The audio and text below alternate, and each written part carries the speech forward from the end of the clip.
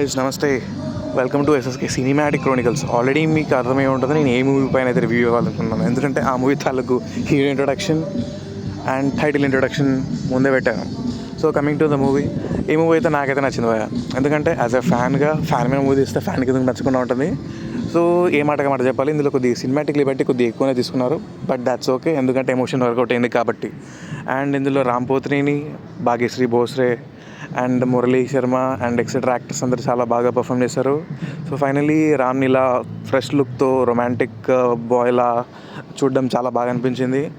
వాళ్ళిద్దరి మధ్యలో చాలా సీన్స్ అయితే వర్కౌట్ అయ్యాయి. అలా మాట్లాడుకోవడం, చిన్న చిన్న కబుర్లు, చిన్న scenes. And also main 2 highlights of the song is చిన్ని గుండెలో అండ్ ఆల్సో నువ్వు ఉంటే చాలే. ఈ 2 మూవీస్ అయితే చాలా బాగున్నాయి. విజువల్లీ ఎంతైతే బాగున్నాయో వినడానికి, చూడడానికి అన్ని రకాలుగా అయితే బాగున్నాయి. రియల్లీ ఈ మూవీకి ఆ 2 సాంగ్స్ అయితే చాలా ప్లస్ అనమాట. అండ్ భాగ్యశ్రీ భోస్రే also did very good job.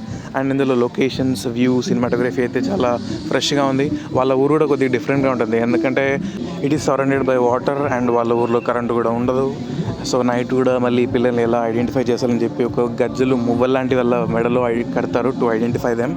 And ఈ ప్రొజెక్టర్ రూమ్ సీన్ అయితే చాలా బాగుంటుంది. మూవీకి ఇక్కడ నుంచే ఒక హీరోకి ఒక రెస్పాన్సిబిలిటీ అని చెప్పి అయితే వస్తుంది, ఎందుకంటే ఇందులో హీరో వాళ్ళ ఫాదర్ క్యారెక్టర్ చేసిన ప్రొవోక్ చేస్తుంటాడు. నువ్వు దేనికి పనికి రావు, నువ్వు చూసే సినిమాలు నీకు ఎందుకు ఉపయోగపడవు, ఆయన యాక్టర్, నువ్వు ఫ్యాన్వి, ఆయన నీకు ఏం చేస్తాడో, ఆయన నీకు ఏ విధంగా హెల్ప్ అయ్యాడని చెప్పి చాలా రకాలుగా ఇతన్ని ప్రొవోక్ చేస్తే, ఇతను హీరోకి చిన్నప్పుడు ఒక చిన్న ప్రాబ్లం ఉంటుంది, లైక్ నత్తి లాంటిది, భయపడ్డప్పుడు బయటికి మాటలు రావు.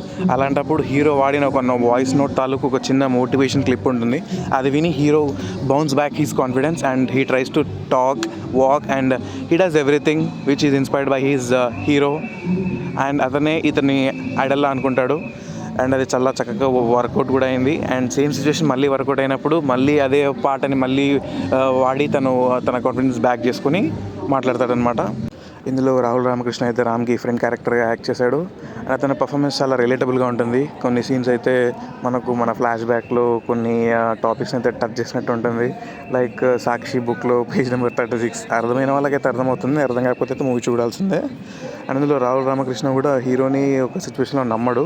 మేబీ అది కూడా హీరోకి ఒక కైండ్ ఆఫ్ ప్లస్ పాయింట్ అనే చెప్పొచ్చు. ఎందుకంటే మనకు కూడా ఏదైనా విషయం నువ్వు చేయలేవు అని అంటేనే కదా మనకు కోపం వచ్చేది. అండ్ ఆ కోపం నుంచి ఒక పట్టుదల, కసి, దాంతో నువ్వు అది చేసి తీరుతావు, చేసి చూపిస్తే దాని తాలూకు వచ్చే కిక్కే వేరు. ఇందులో కూడా హీరోకి అలాంటి సిచ్యువేషన్ వస్తుంది. అండ్ ఆ ప్రొవోక్ చేసే క్యారెక్టర్ ఎవరో కాదు, Rahul Ramakrishna. And also heroine వాళ్ళ ఫాదర్ క్యారెక్టర్. అండ్ ఇందులో ఒక హీరో కోసం తన ఫ్యాన్ ఏ ఎక్స్టెంట్ వరకు అయితే పోగలడో దీనిలో చూపిస్తారు.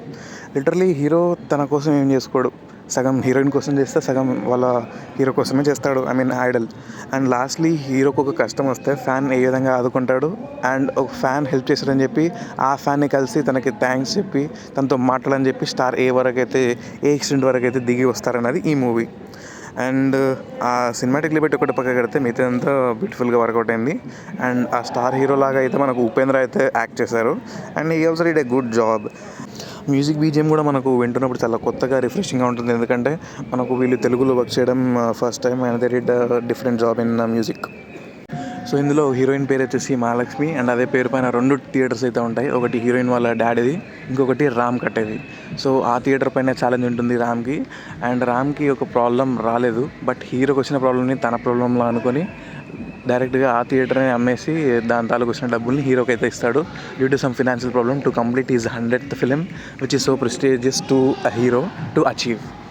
సో నార్మల్గా ఒక ఫ్యాన్ అంత పెద్ద థియేటర్ ఎలా కట్టగలిగాడు, డబ్బులు ఎలా సంపాదించాడు అని తెలుసుకోవాలంటే మీరైతే మూవీ చూడండి. పర్ఫార్మెన్సెస్, ఎమోషన్ అయితే బాగుంటుంది. దీనిలో రామ్ కూడా వాళ్ళ ఊరి వాళ్ళకు మోటివేషన్ ఇవ్వడము, అండ్ అక్కడ వర్కౌట్ కాకపోతే వాళ్ళ డాడ్ వచ్చి దాన్ని ఎక్స్టెండ్ చేసి అందరినీ నమ్మేలా చేయడం నిజంగా బాగా అనిపించింది. అండ్ ఆంధ్ర కింగ్ అయితే నాకు నచ్చింది, మీకు కూడా నచ్చిందని అనుకుంటున్నాను. Thanks for watching. Do like, share and subscribe. And this movie is directed by Mahesh Babu P. And thanks.